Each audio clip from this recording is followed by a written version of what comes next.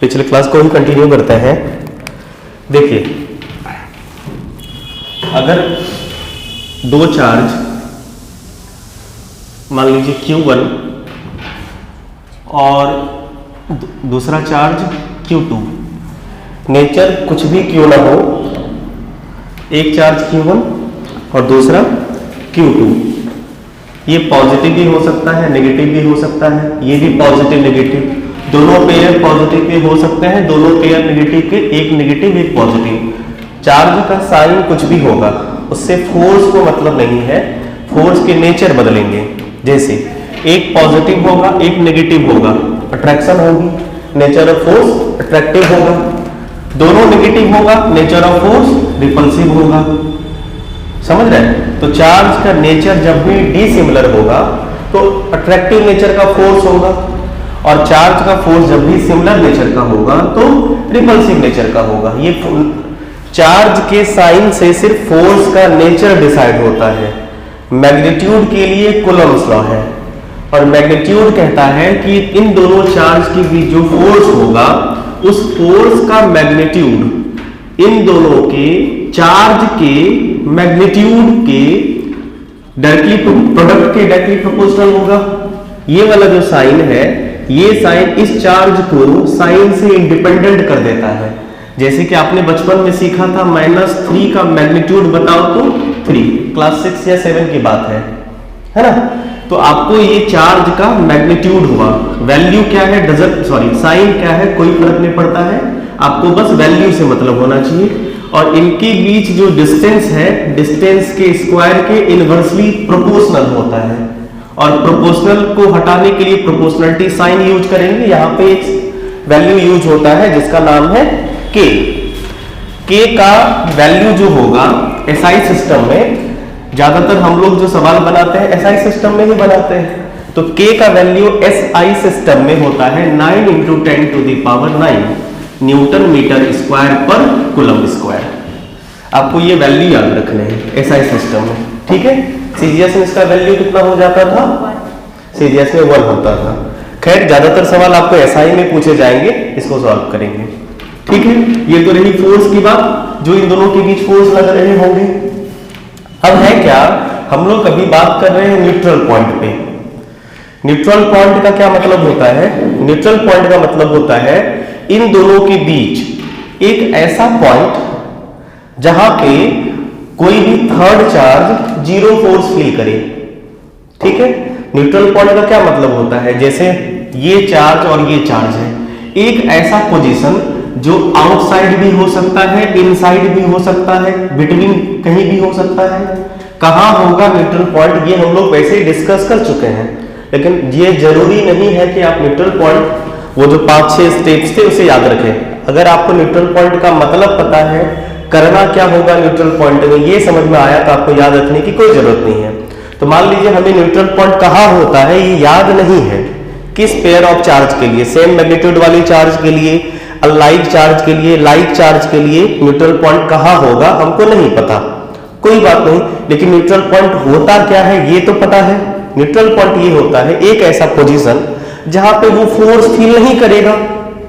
नहीं, neutral point का मतलब ये हुआ कि जैसे इधर से कोई आपको खींच रहा है, इधर से भी कोई आपको खींच रहा है, और आप जहां के वही है। अगर इधर से कोई आपको जितने फोर्स के साथ खींच रहा होगा उतने ही फोर्स के साथ अपोजिट डायरेक्शन में कोई अगर आपको खींचेगा तो आपका पोजीशन वही रहेगा, मतलब आप डिस्प्लेस नहीं होंगे, तो वो पोजीशन कहलाएगा न्यूट्रल पॉइंट। कहने का मतलब यहां पे ये हुआ कि मान लेते हैं कि ये एक चार्ज है, अभी हम लोग न्यूट्रल पॉइंट पे प्रॉब्लम कर रहे हैं। मान लीजिए आपके पास एक चार्ज है +3 कूलम का, ठीक है? या मान लीजिए +-3 कूलम का, और एक दूसरा चार्ज है +27 कूलम का, ठीक? और दोनों के बीच का डिस्टेंस है 24 मीटर। दोनों को 24 मीटर के सेपरेशन पे रख दिया गया। हमसे ये पूछा गया कि आप इनके बीच न्यूट्रल पॉइंट कहां होगा, इनके बीच वो पोजीशन कहां होगा जहां पे नेट फोर्स 0 हुआ।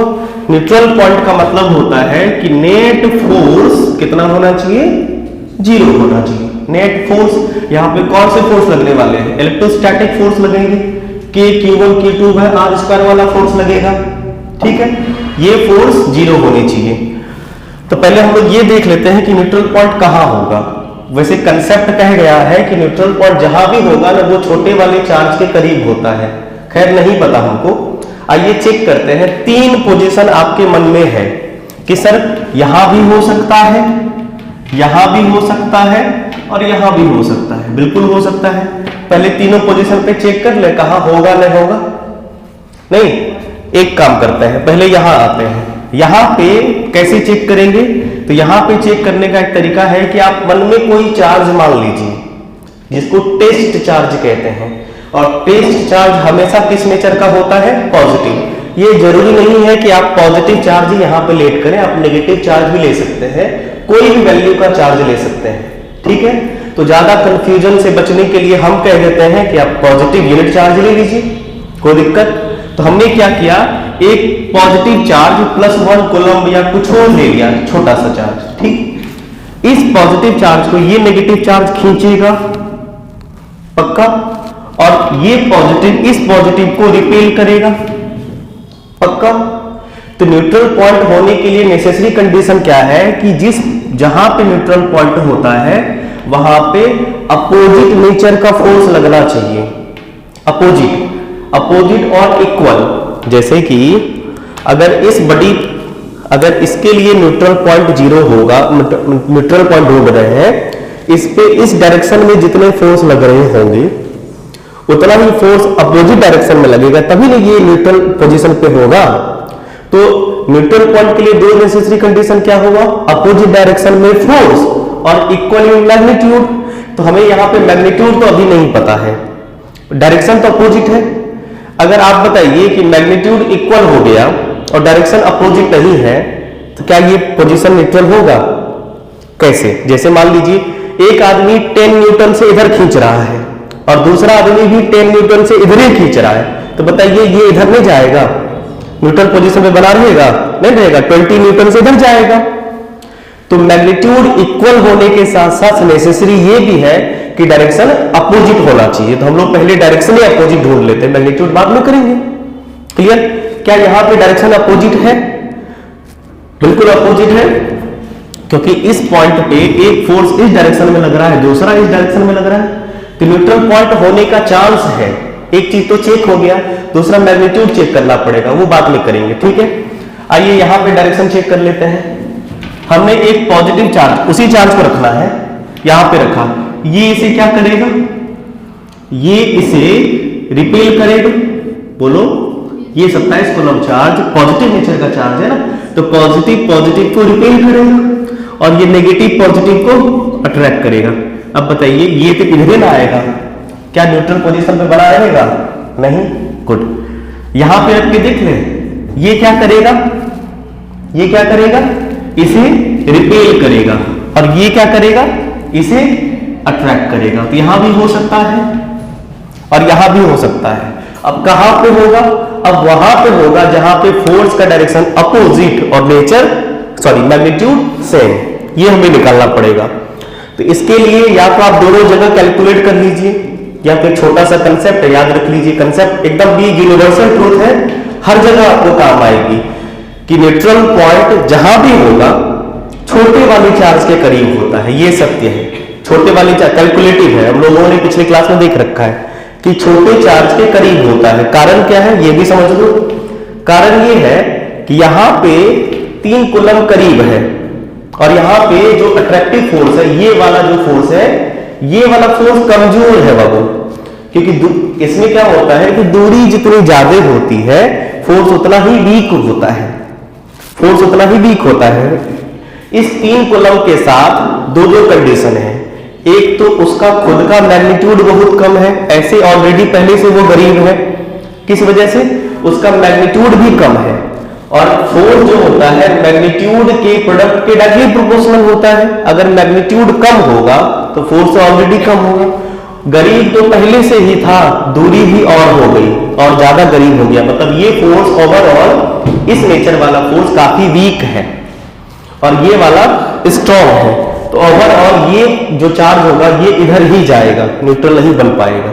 अब चाहे तो कैलकुलेट कर सकते हैं। दूसरा, यहाँ पे देखो, यहाँ पे ये गरीब आदमी को डिस्टेंस कम कर दिया गया तो इसका फोर्स बढ़ने का चांस है, और ये जो अमीर आदमी था इसको थोड़ा कम पैसा देते हैं, डिस्टेंस बढ़ा देते हैं, तो डिस्टेंस इससे इस चार्ज का दूर है, इस वजह से ये फोर्स लगा पाएगा थोड़ा कम, ओवरऑल ये बैलेंस हो जाएगा। क्लियर? इतना कहानी याद मत रखिए, आप ये समझ लीजिए कि न्यूट्रल पॉइंट जहां भी होगा छोटे चार्ज के करीब होगा। यहां न्यूट्रल पॉइंट तो हो नहीं सकता, यहां भी नहीं हो सकता, बड़े चार्ज के नजदीक नहीं होता है। तो ओवरऑल आपका न्यूट्रल पॉइंट कहां आ गया? न्यूट्रल पॉइंट चेक कर, देखो ये सब रूल में बता चुके हैं कि जब अनलाइक चार्ज हो, मैग्नीट्यूड अनइक्वल हो, तो न्यूट्रल पॉइंट छोटे चार्ज के करीब आउटसाइड होता है। ये लिखा दिए हैं ऐसे भी, और समझते कैसे हैं ये समझ गए, इसी तरीके से समझते भी हैं। ठीक, तो यहां पे मान लीजिए इससे कितनी दूर पे होगा ये तो नहीं पता, तो हम लोग मान लेते हैं कि इससे इधर कितने डिस्टेंस पे होगा, x डिस्टेंस पे होगा न्यूट्रल पॉइंट 0। मतलब यहां पे क्या होगा, इसकी वजह से फोर्स 0, यहां पे q चार्ज रख दीजिए अपने मन से, इसकी वजह से फोर्स निकाल लेते हैं। इसकी वजह से फोर्स कितना होगा, इसकी वजह से इस पॉइंट पे जो q चार्ज है इसकी वजह से ये वाला फोर्स अट्रैक्टिव नेचर का होगा। कितना? k q1 का वैल्यू q2 का वैल्यू कितना है 3, साइन में लिखते हैं k q1 q2 by r square. अब इसकी वजह से यहां पे फोर्स कितना होगा, रिपल्सिव नेचर का फोर्स होगा, इस तरफ लगेगा ना फोर्स, बोलो, तो इसकी वजह से इस पॉइंट पे फोर्स रिपल्सिव नेचर का होगा। तो ये हो गया आपका, कंफ्यूजन तो नहीं हो कि सर बीच में ले रहे हैं, बाबू बीच में नहीं ले रहे हैं, ये यहीं पे है, ये वाला पॉइंट पे, इस वाले पॉइंट पे इधर फोर्स लगा है ये k q1 q2 by r square, और इस पॉइंट पे ये वाला फोर्स लगाएगा इस डायरेक्शन में, कितना, k q1 का वैल्यू कितना है, q1 का वैल्यू नीचे k q1 का वैल्यू q और q2 का वैल्यू 27, और डिस्टेंस कितना हो जाएगा 24 प्लस x का होल स्क्वायर। नियम के हिसाब से ये फोर्स बैलेंस होने चाहिए, बराबर होने चाहिए, या दोनों का सम 0 होना चाहिए।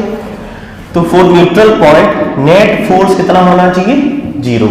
तो ये वाला फोर्स कितना है k q1 q2 by x square, minus क्यों लिखेंगे, ऐसे तो प्लस लिखना चाहिए लेकिन माइनस क्यों लिख रहे हैं, देखो प्लस ही लिखते हैं, ये क्योंकि फोर्स वेक्टर क्वांटिटी है, इस डायरेक्शन वाला अगर पॉजिटिव होगा तो इसके अपोजिट कौन सा होगा, नेगेटिव होगा ना। अगर ये डायरेक्शन पॉजिटिव तो दूसरा डायरेक्शन नेगेटिव, तो दूसरा फोर्स क्या हो गया k q1 q2 by x square, कितना है 24 प्लस x का होल स्क्वायर इक्वल टू 0। इसको सॉल्व करेंगे x आ जाएगा, सॉल्व करते हैं इसको हम लोग, हाँ नेगेटिव लगाना पड़ेगा, ठीक है। इसको उधर ले गए, उधर ले जाएंगे तो k q1 q2 by r square, k q1 q2 by 24 plus x का स्क्वायर, k q कट्टो 3 9 जा कट्टो।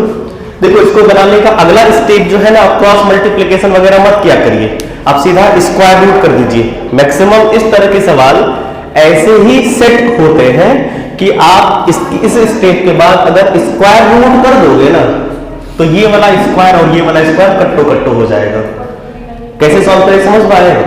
नहीं, कोई बात नहीं, 24 प्लस x का होल स्क्वायर, और यहां क्या बनेगा 9 इंटू x का होल स्क्वायर। या तो आप इसको बेसिक तरीके से सॉल्व करें, a प्लस b का होल स्क्वायर वगैरह लगाएं, या दूसरा तरीका है कि square root on both side कर देते हैं, स्क्वायर हो जाएगा। तो square root on both side करेंगे तो इधर से स्क्वायर हटेगा, इसका स्क्वायर रूट हो जाएगा कितना 3, और इसका स्क्वायर रूट हो जाएगा x, कोई दिक्कत 3x, x उधर गया, 24 equal to 3x minus x equal to 2x, तो 24 इक्वल टू 2x, तो x इक्वल टू कितना हो गया 12 meter. From -3 coulomb, from -3 coulomb charge. Neutral point कहां मिल गया आपको? न्यूट्रल पॉइंट आपको मिल गया -3 कूलम से 12 मीटर की दूरी पे, -3 कूलम से 12 मीटर की दूरी पे। अगर इसका पोजीशन लिखना हो तो अवे फ्रॉम कह सकते हैं या आउटसाइड। समझ पाए कैसे लिखा? चलो नोट करो इसे फटाफट नोट कर लीजिए। एक सिस्टम है, ये आपको एससी वर्षन के किताब या कोई भी लोकल बुक में मिल जाएंगे आपको। देखो एक हमारे पास सिस्टम है, इस पे बहुत सारा क्वेश्चन बन सकता है। एक समझाना जरूरी था, इसमें फिर negative charge, like charge, unlike charge वगैरह सब ये डाल के क्वेश्चन पूछा जा सकता है। इससे एक मासलेस स्ट्रिंग से दो चार्जेज बने हैं, दो बॉडी को या दो पॉइंट मास को, जिसका कुछ मास होगा, रस्सी उतनी मोटी नहीं होगी, मासलेस स्ट्रिंग होगा।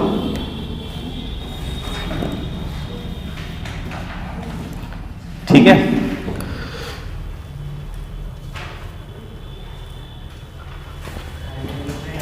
दो पार्टिकल है, इसका मास m है और ये भी एक पार्टिकल होगा, इसका मास m है।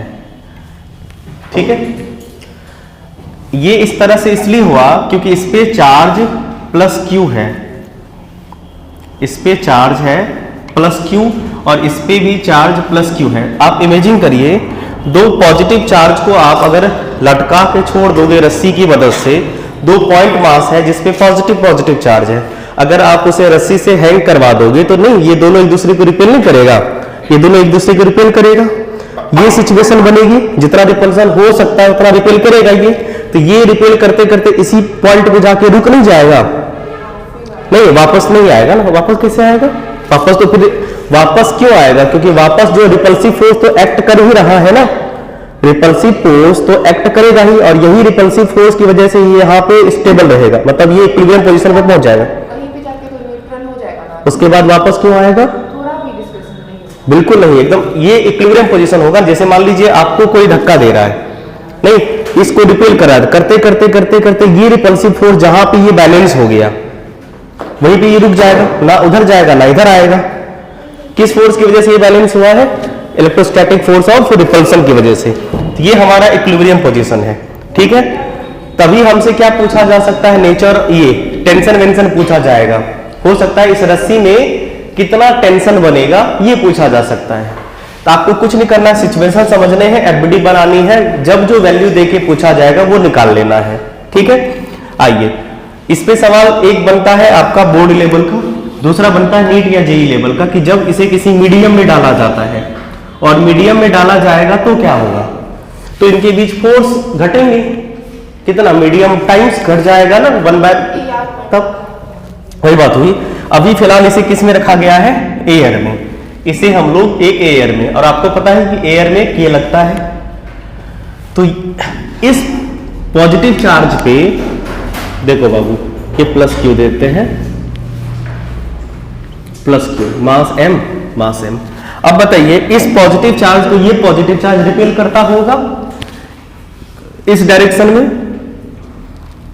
इलेक्ट्रोस्टैटिक फोर्स ऑफ रिपल्सन, और ये भी ये चार्ज इस चार्ज को इस डायरेक्शन में रिपेल करता होगा, इलेक्ट्रोस्टैटिक फोर्स ऑफ रिपल्सन। और इस फोर्स की खूबसूरती ये है कि जितने फोर्स के साथ ये इसे रिपेल करता है उतने ही फोर्स के साथ ये इसे भी रिपेल करेगा।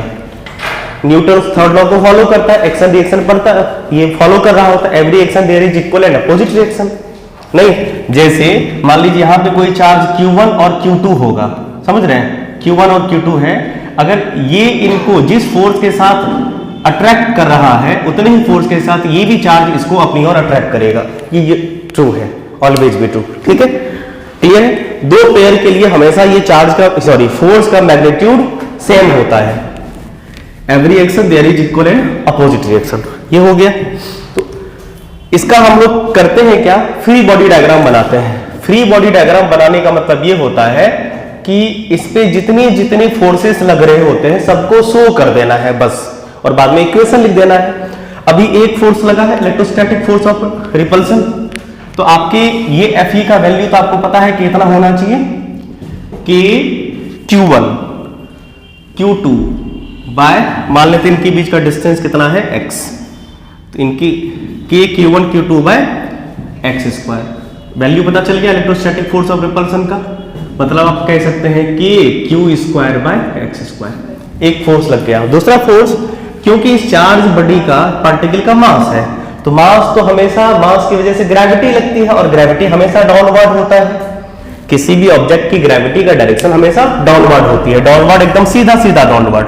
तो यहाँ पे लगेगा डाउनवर्ड, और वो कितना होता है, किसी भी बॉडी का वेट, और वेट होता है mg। ये इसका वेट हो गया mg, इसका भी वेट होगा mg। गुड, एक फोर्स ये लग गया। दूसरा फोर्स लग रहा होगा इस रस्सी में बने टेंशन, रस्सी में तनाव होगी ना, तो ये रस्सी इसको इस तरफ खींच के रखा होगा। आई बात समझ में? तो ये रख गया आपका टेंशन। अब बताइए, अगर इन दोनों क्या लगता है, चार्ज सेम है, फोर्स सेम है, तो इस रस्सी में बने टेंशन भी सेम नहीं होंगे। अगर ये रस्सी का लेंथ सेम होता तो टेंशन सेम होगा, टेंशन सेम होगा नहीं। आपको दिक्कत है, रस्सी का लेंथ अलग अलग होगा तो आप T1 T2 या जैसा भी इच्छा करें आप मान लीजिए। वैसे अभी फिलहाल क्या होगा, टेंशन सेम होगा। क्लियर है?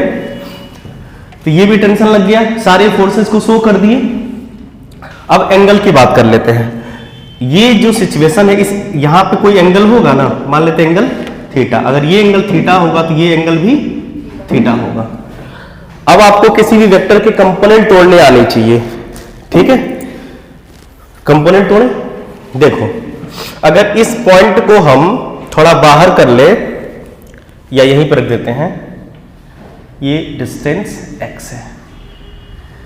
देखो टेंशन के दो कंपोनेंट टूटेंगे, इस टेंशन के दो कंपोनेंट टूटेंगे। एक होगा हॉरिजॉन्टल कंपोनेंट, ये हो गया आपका हॉरिजॉन्टल कंपोनेंट, ये हो गया horizontal component t cos theta, और एक हो जाएगा आपका vertical component t sin theta. इसी तरह से इस टेंशन के भी दो कंपोनेंट होंगे, एक हो जाएगा t cos थीटा और ये हो जाएगा t sin थीटा। क्या ये चार्ज यहां पे इक्विलिब्रियम में है? हाँ है। किसी एक चार्ज पे इक्विलिब्रियम का कंडीशन लगा देते हैं, ठीक है? किसी एक चार्ज पे एट इक्विलिब्रियम, नहीं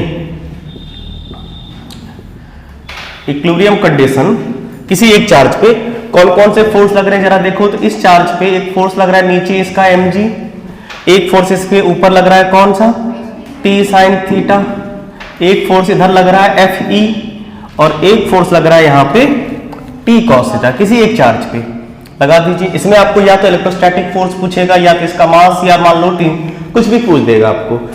इक्विलिब्रियम में है, इसका मतलब ये यहीं पे है और ये यहीं पे है, मतलब ना ये इधर गया ना ये इधर गया। और जब ये ना इधर जाएगा ना इधर जाएगा, इसका मतलब ये वाला फोर्स और ये वाला फोर्स बैलेंस हो गया। एट इक्विलिब्रियम पे क्या हो गया, Fe इक्वल टू किसके हो जाएगा, t cos थीटा के, और mg किसके इक्वल हो जाएगा, mg इक्वल हो जाएगा t sin थीटा के। एक सेकेंड फिर से बताते हैं। इधर वाला फोर्स बैलेंस हुआ तभी तो ना ये मास ना इधर गया ना इधर गया, क्योंकि ये वाला फोर्स बैलेंस हो गया। और ऊपर जा रहा है क्या, नहीं। नीचे जा रहा है क्या, नहीं। मतलब ऊपर भी जितना फोर्स लग रहा है उतना ही फोर्स नीचे लग रहा होगा, तभी ना। ऊपर में कितना फोर्स लग रहा है, ऊपर में फोर्स लग रहा है t sin theta equal to mg।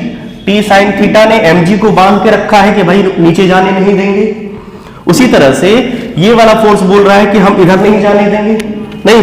t cos theta बोल रहा है, t cos थीटा बोल रहा है कि भाई इधर जाने नहीं देंगे। किसके बराबर, Fe के बराबर। ये दो इक्वेशन हो गया। आप इन दोनों इक्वेशन की मदद से कुछ भी फाइंड कर सकते हैं, या आप इन दोनों को रिजॉल्व भी कर देंगे from equation 1 divided by equation 2। 1 को 2 से डिवाइड करोगे तो जरा देखो तो t sin theta by t cos theta is equal to mg by Fe। t से t खत्म, sin theta by cos theta होता है टेन थीटा। गुड। तो आप यहां से इसको ये भी लिख सकते हैं कि tan theta equal to mg/fe, mg/fe। चाहे तो आप इसे ऐसे भी सॉल्व कर सकते हैं, इस तरह के सवाल। अब यही फॉर्मेट बन जाएगा, इसमें फिर बहुत सारी वेरिएटी बनेगी, बहुत सारे क्वेश्चन बनेंगे, लेकिन सबका बेसिक यही है, करना इसमें यही है। नोट कर लीजिए इसे, इसको नोट कर लीजिए। ये Fe है, कहीं बगल में लिख लीजिएगा। ये Fe का वैल्यू ऐसे फाइंड होगा। फटाफट कैलकुलेट कर लीजिए, तो मतलब सब नोट कर लीजिए इसे। एक तरह से एज ए फॉर्मूला की तरह भी आप इसे ट्रीट कर सकते हैं। अगर इसी में सुनना, अगर यही सवाल हो, इसी सवाल को ले गए और किसी मीडियम में डाल दिए, मतलब जैसे होता है ना पानी में क्योंकि इलेक्ट्रोस्टैटिक फोर्स जो होता है ना, ये मीडियम पे डिपेंड करता है।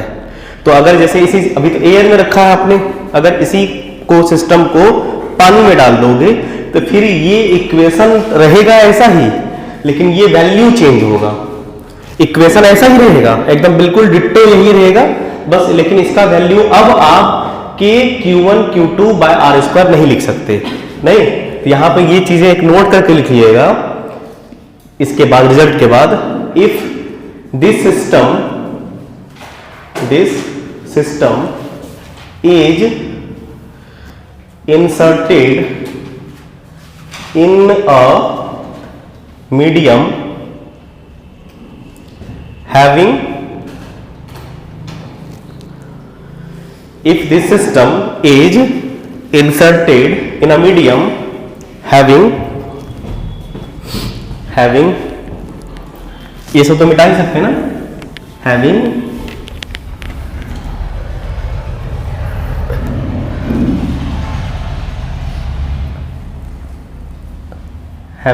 ERN, मतलब ER मतलब समझ रहे हैं, देखना बाबू, ये ER और ये जो K है ना एक ही है, लेकिन SI में सीधा सीधा हमने इसे K रखा है। इसी को रिलेटिव परमिटिविटी कहते हैं। ठीक है, अगर उसका वैल्यू जैसे यहाँ पे क्या था 9 to 10 to the पावर, यहाँ पे कुछ हो, ER का वैल्यू मान लो 3, 4, 5 कुछ होगा। जैसे वाटर के लिए ER का वैल्यू 81 होता है, ग्लास के लिए 4 होता है। इस तरह से ये वैल्यू अलग अलग होता है। देन इलेक्ट्रोस्टैटिक फोर्स क्या होगा, इलेक्ट्रोस्टैटिक फोर्स चेंज हो जाएगा, चेंजेस, और वो कितना हो जाएगा, तब इलेक्ट्रोस्टैटिक फोर्स का वैल्यू KQ स्क्वायर बाय, बोलो बोलो, हाँ रूट होता है, हाँ हाँ, KQ square by root ER times of x का होल स्क्वायर लिखते हैं। ये नहीं होता है, मतलब ये सीधा ER टाइम्स घट जाएगा, इतना काहे कॉम्प्लेक्स बना के लिखोगे, सीधा लिख देना x स्क्वायर इंटू ER, ऐसे लिखो ना, आई बात समझ में। तब ये जो फॉर्मूला है ना KQ square bye x square, इसमें बस ये वैल्यू से डिवाइड कर दीजिएगा, इक्वेशन यही रहेगा। ठीक है, FE बस बदल जाएगा, FE बस बदल जाएगा। नोट कर लिया ऐसे आपने, कर लो। ये सवाल हमने जस्ट पिछले वाले क्लास में ग्रेविटेशन में करवाया था, बताए थे ना आपको, ग्रेविटेशन में आंसर याद है, ग्रेविटेशन में कराए थे, Q/Q का रेशियो नहीं कराए थे, इसका वैल्यू आधा आधा होता है, पतला। देखो ये सवाल दो बनता ही है और दोनों हमने आपको करा ही दिए हैं। एक ग्रेविटेशन में बनता है, वहां तो हमने आपको शॉर्टकट तरीके से समझा दिया था, यहां भी इस सवाल को उसी शॉर्टकट तरीके से आप बना सकते हैं, लेकिन इस सवाल का एक्चुअल जो मेथड है वो तो सीखना पड़ेगा ना। तो जो कैलकुलस मेथड से इसको करते हैं वो एक बार कर देते हैं, आसान है, आइए करते हैं इसे। हाँ वही आधा आधा हो जाता है ना, ये वही सवाल है, लेकिन वो जेन्युइन तरीका क्या है इसका कैलकुलस, आइए उसे लगा के कर देते। थोड़ा डिफ्रेंशिएट करना होगा, मैक्सिमम मिनिमम।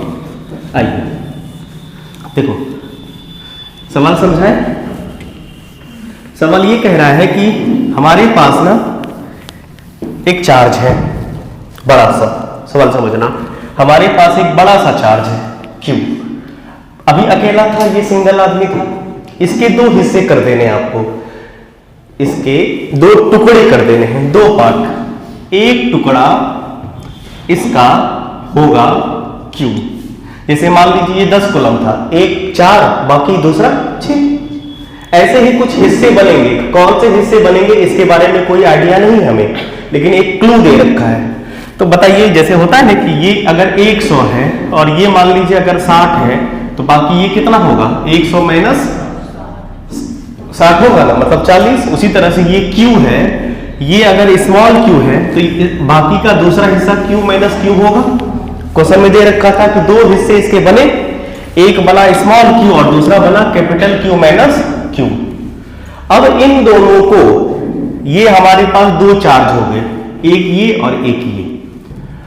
अब इन दोनों को किसी डिस्टेंस पे रख दिया गया, इन दोनों को, ये जो चार्ज Q है और ये जो अब आपका चार्ज है Q माइनस Q, इसको किसी डिस्टेंस पे रख दिया गया, किसी डिस्टेंस पे रख दिया गया इस तरह से कि हमें इन दोनों के बीच मैक्सिमम फोर्स लगे, मतलब मैक्सिमम इलेक्ट्रोस्टैटिक फोर्स, अट्रैक्टिव या रिपल्सिव जो भी हो, मिले।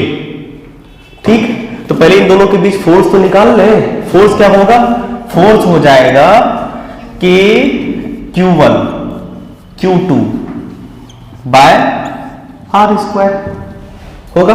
सॉल्व करें तो K Q Q क्या होगा, Q सॉल्व करोगे ना सर, K तो common, K by R square बाहर कर लेते हैं, Q से Q, Q Q minus Q square, ये होगा।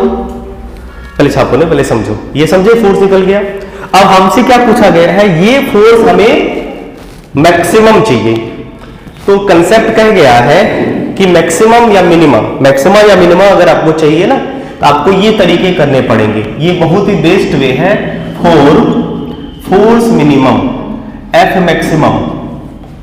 F मैक्सिमम के लिए आपको क्या करना पड़ेगा, dF बाई dx करना पड़ेगा 0। ये R है कि R है ना, हाँ, आपको मैक्सिमम फोर्स के लिए क्या करना पड़ेगा, dF बाई dr का वैल्यू 0।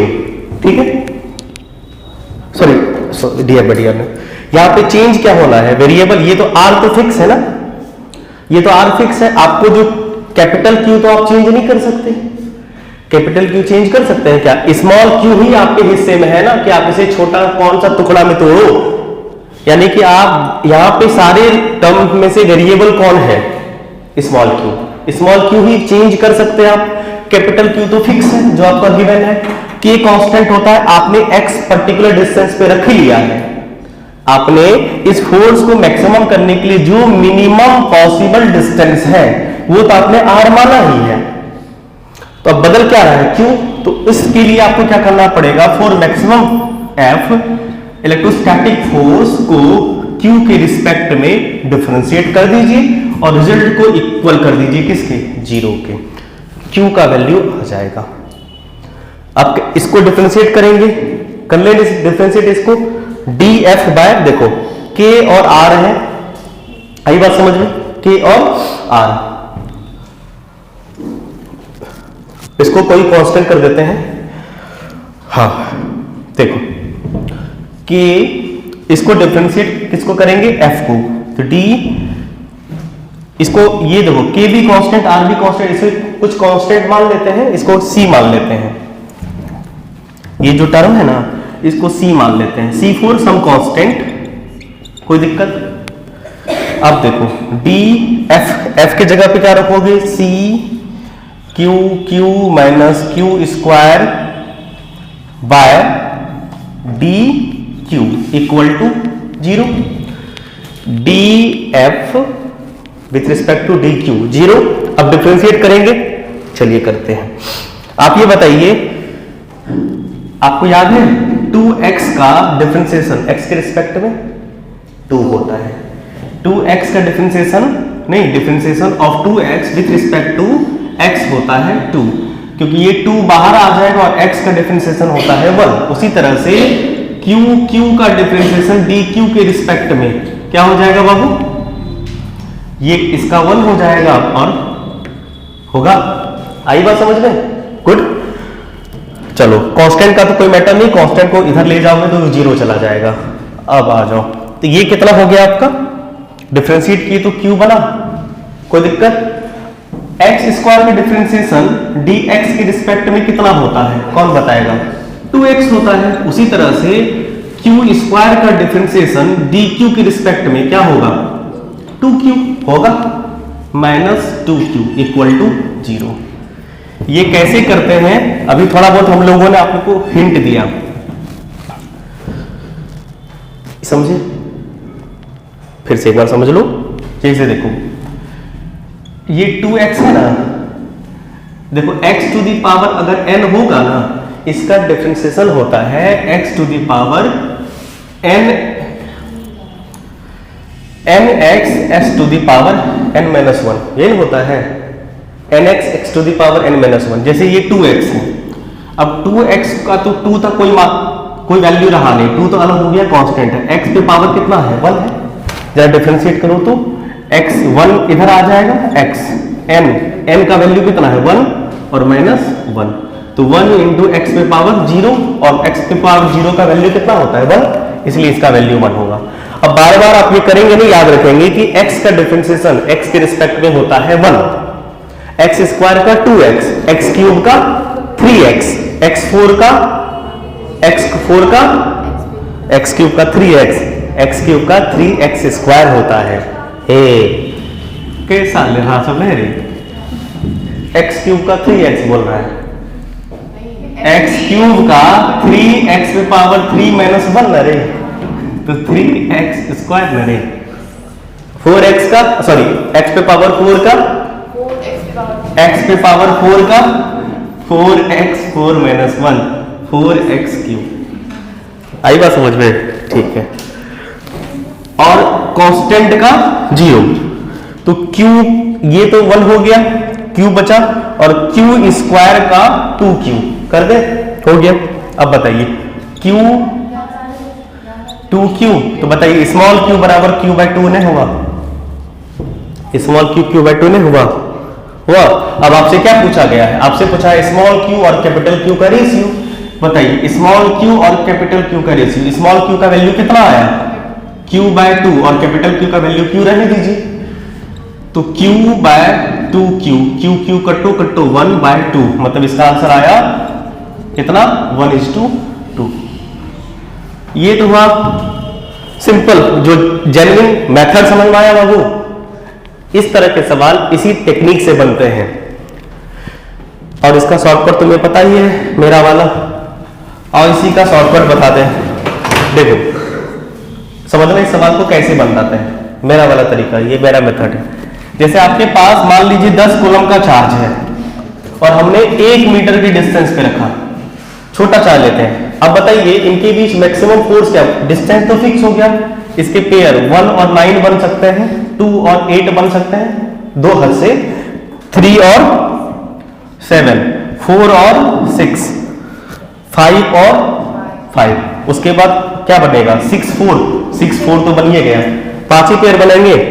अब आप ये देख लीजिए Q1 और Q2 का वैल्यू सबसे ज्यादा किस में आ रहा है, क्योंकि R तो फिक्स है, K भी फिक्स है, इसका वैल्यू आया 1 × 9, 2 × 8, 3 × 7, 4 × 6, 5 × 5, 9 8 16 21 24 और 25, सबसे ज्यादा कितने में आया, जब आपने इसका वैल्यू आधा आधा किया, जब आपने कैपिटल Q को हाफ किए, यानी ये भी हो गया कितना, Q का वैल्यू कितना हो गया, सीधा आधा।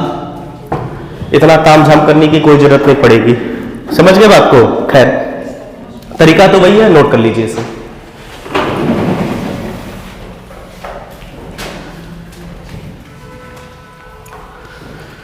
इस तरह से ऐसे सवाल को बनाने होते हैं।